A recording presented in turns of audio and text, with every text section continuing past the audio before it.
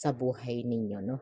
Ito yung hindi naman agad, no, na mauunawaan o biglang mai-expose agad, no, yung mga emosyon, no? Sa unang pagkikita po, no, magiging tahimik, no, at ang bawat isa ay makikiramdam.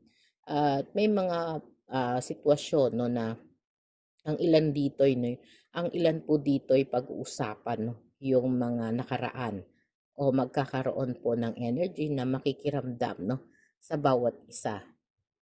'No, at ang Two of Pentacles 'no, na naka-reverse pa rin po 'no. Ito yung, nag-umpisa 'no, na talagang, naging magulo 'no, yung connection ninyo 'no. At siyempre naging magulo nga 'to 'no, at hindi agad naging malinaw 'no, para sa inyo.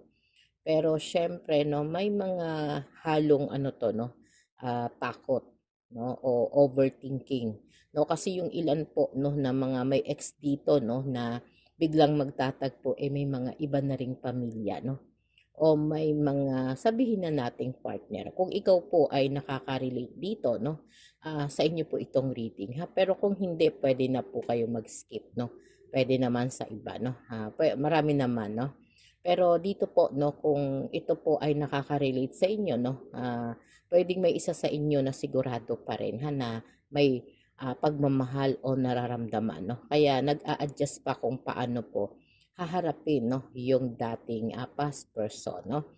Kaya sinasabi po ng Ten of Pentacles 'no, na dito po 'no, ay dumating din po sa sitwasyon 'no, ang Ten of Pentacles 'no, ay talagang nagkaroon po kayo 'no ng, parang hindi sinasadyang reunion 'no. At yung pagkikitang ito 'no, ay nagpapabagal po 'no, sa tibok ng iyong puso dahil